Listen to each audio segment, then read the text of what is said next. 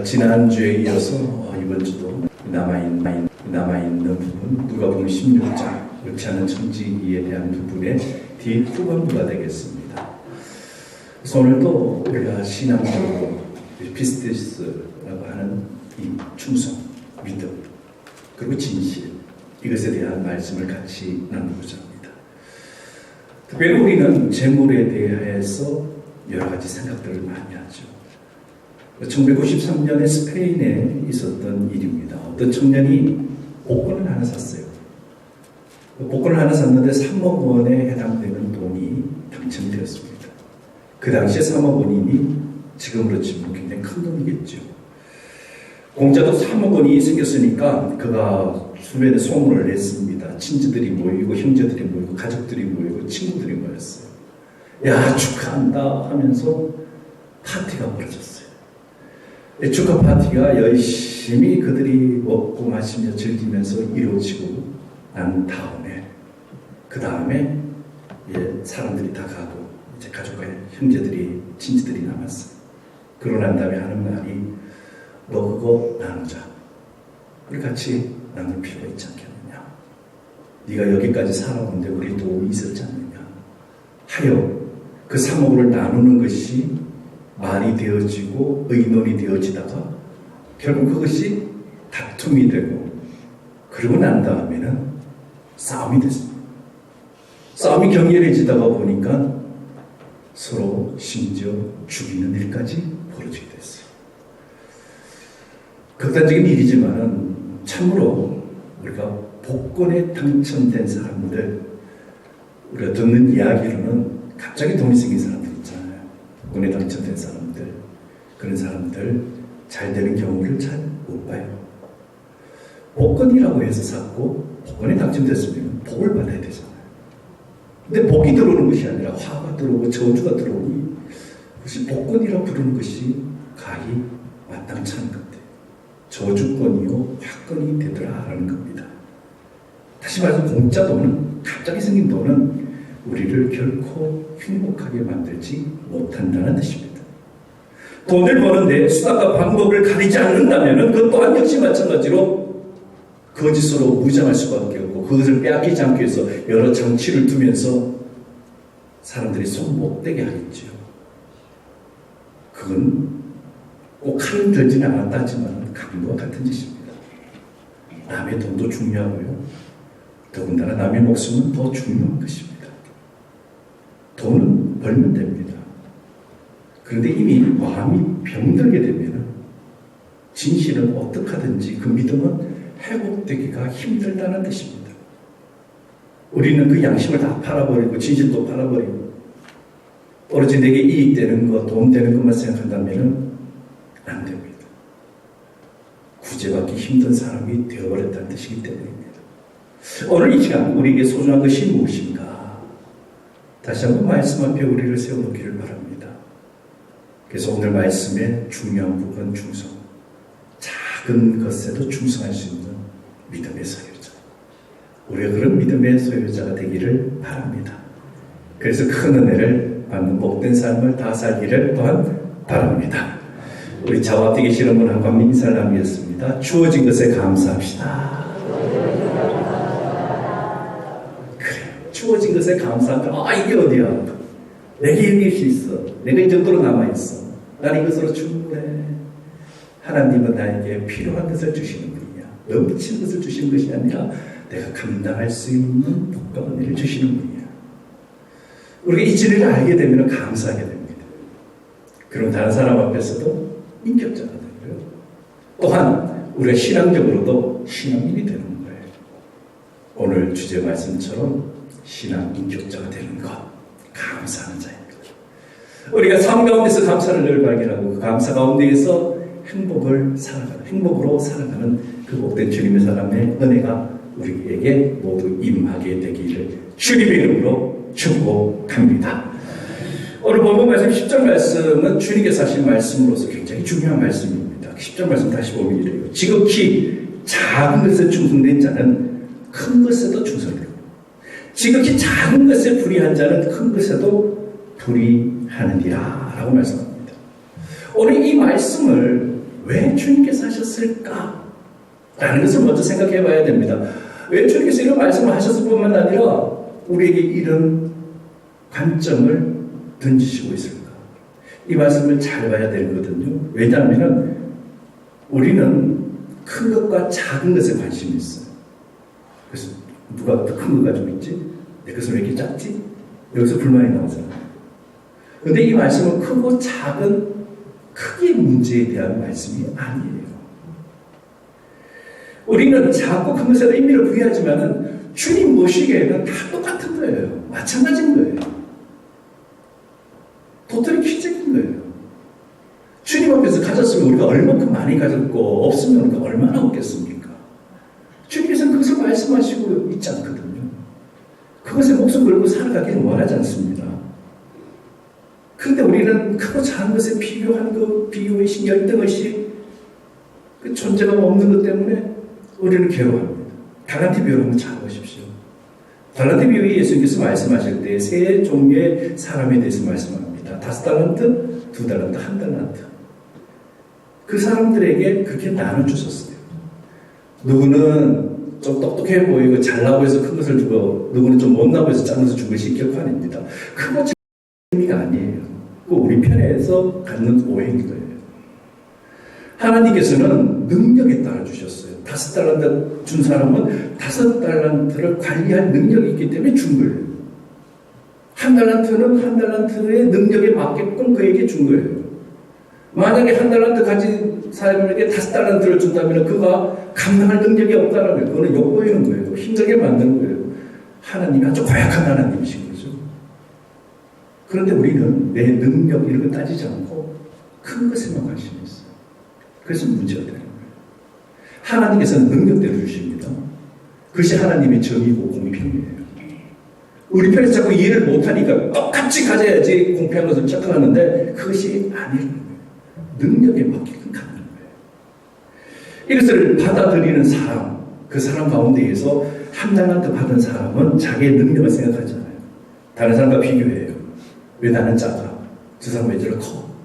그것이 문제를 삼으면서 마음이 상하기 시작합니다. 여기서부터 주인의 마음과 1달란트 가지고 받은 사람의 마음이 다르다는 것을 증명해 주고 있는 겁니다. 주인은 그런 뜻이 아니었다는 거예요. 우리는 주님께 믿음을 가지고 무엇이든지 진실하게 충성하는 신앙인이 되기를 주님께서는 원하시는 거예요. 많은 것 가져오라고. 예수님 하나님께서 뭐가 답답해서 그렇게 많은 걸 벌어오라고 하겠어요.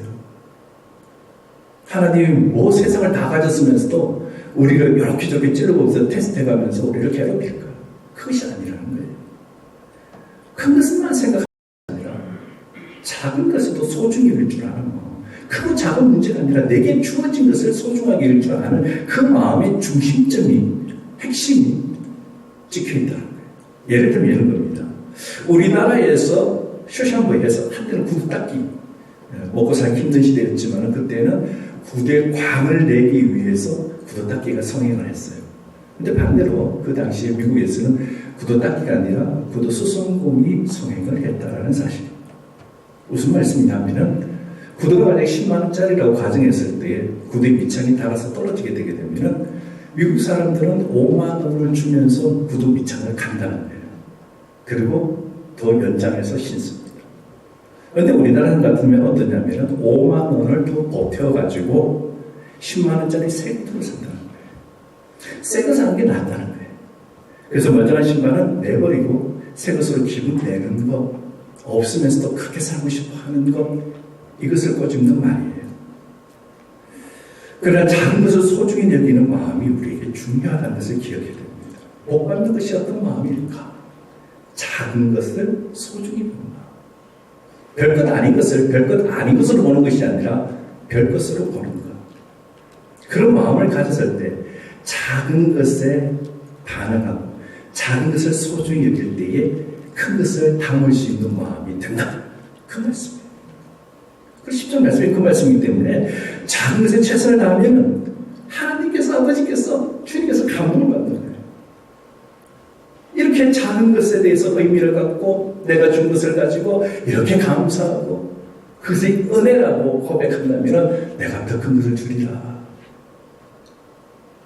우리가 그런 마음을 가져서 주님께서 그런 마음으로 감동받으시고 우리가 은혜롭고 복된 삶을, 은혜받는 삶을 살게 되시기를 바랍니다.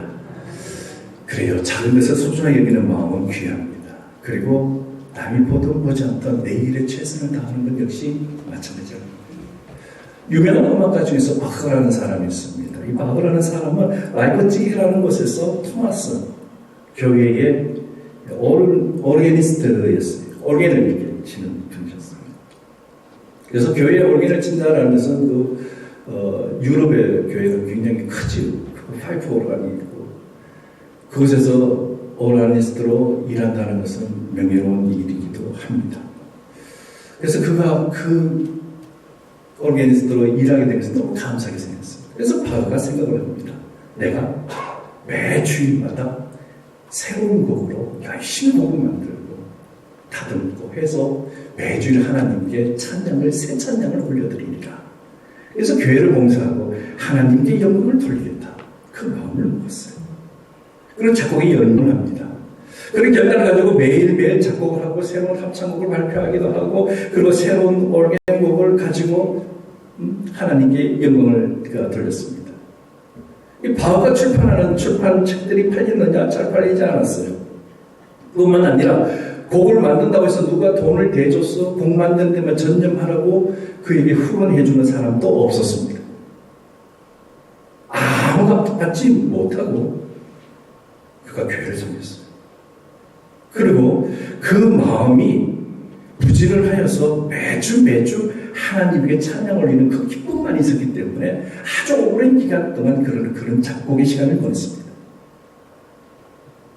마침내 바흐가 오르겐곡 265개의 곡을 만들었고 합창곡 263개의 곡을 만들고 또 피아노곡 162개의 곡을 만드는 굉장한 일을 이루었어요.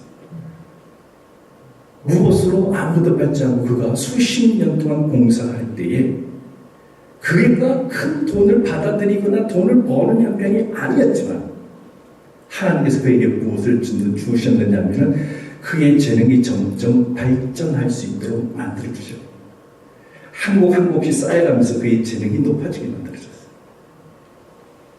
그래서 바흐가 우리가 아는 바흐가 됩니다. 그런 천재가 아니었어요. 노력하는 사람이었고 끊임없이 연습하는 사람이었고 작은 자기 일에 누가 뭐라고 하든지 간에 하나님 앞에서 정직했던 사람이었어요. 성실했던 사람이었어요. 그렇게 봉사하다 보니 어느 순간에 음악에 대한 이 사람을 빼놓고 얘기하지 못하겠구나. 바로 그 음악의 대거장 바흐.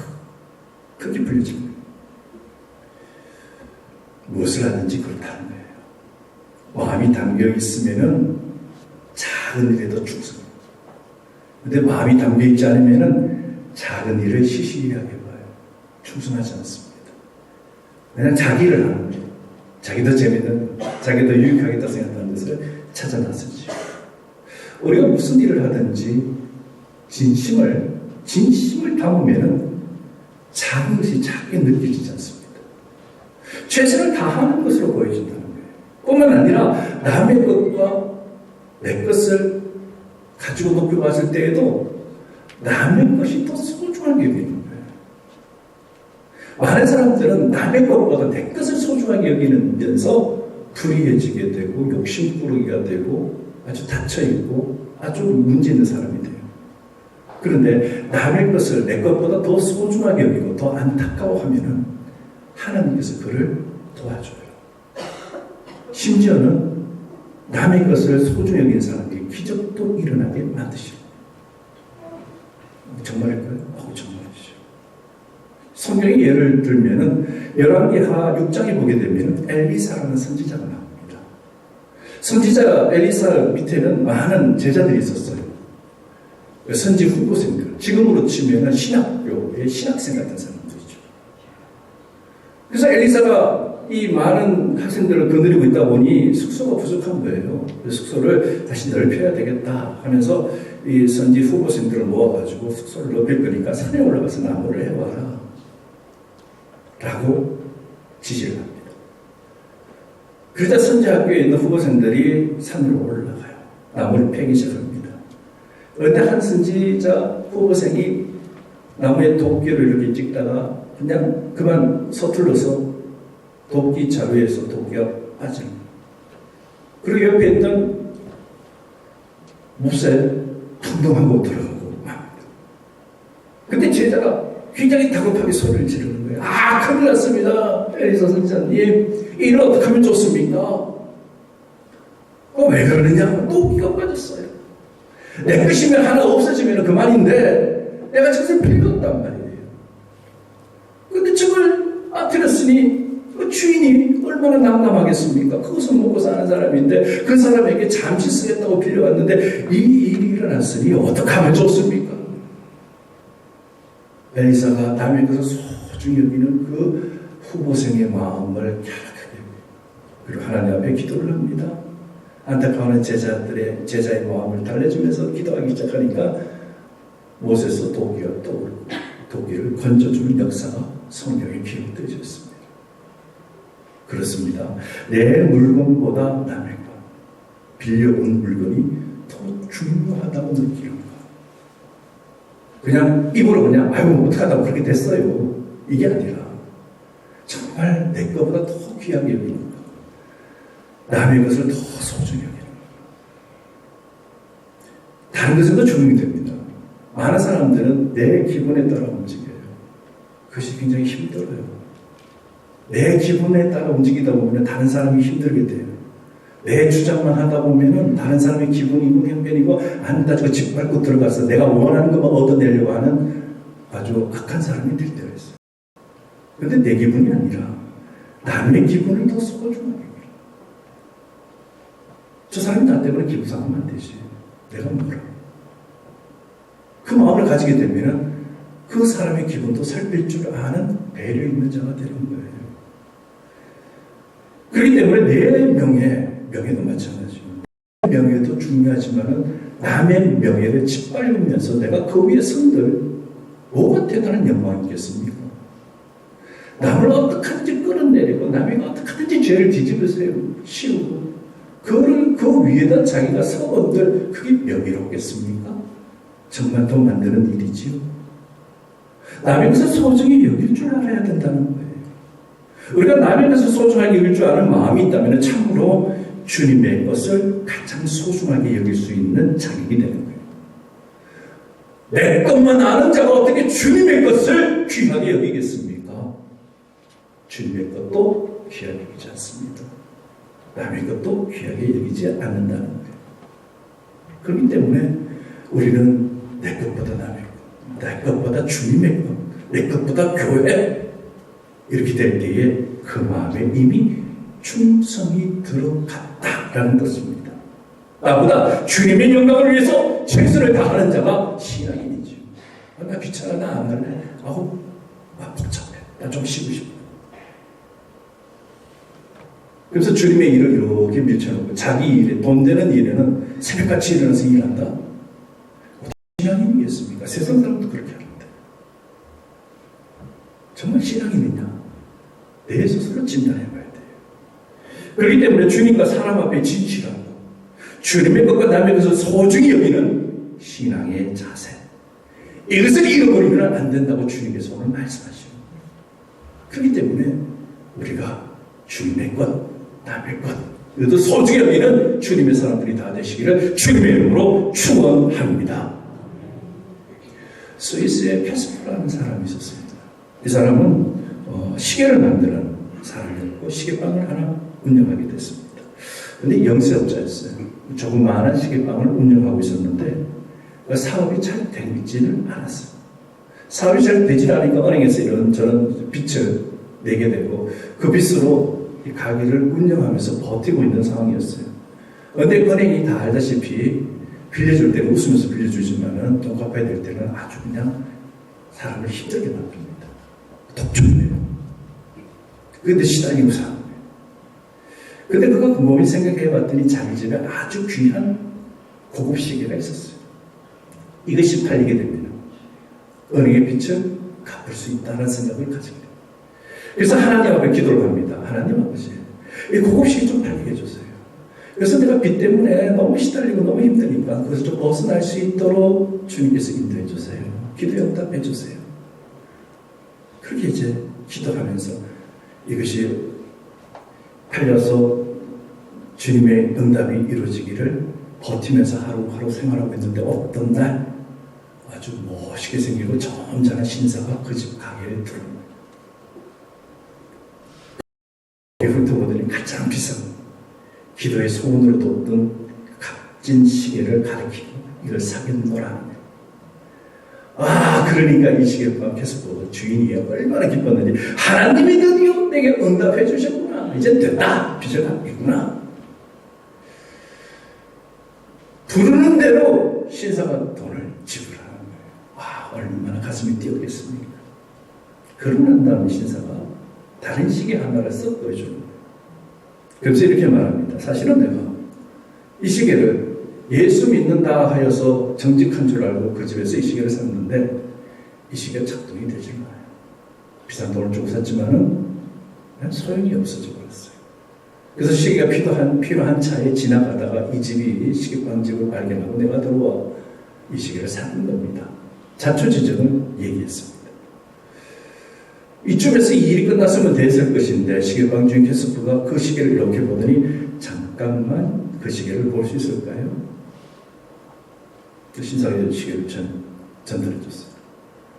내가 보기에는 이 시계 참 좋은 시계 같은데 무엇이 잘못됐는지 내가 그랬던 시계 수리공이니까 내가 한번 살펴볼게요. 왜 저렇게 보더니 몇 가지 저렇게 만지다 보니까 시계가 작동이 되는 거예요.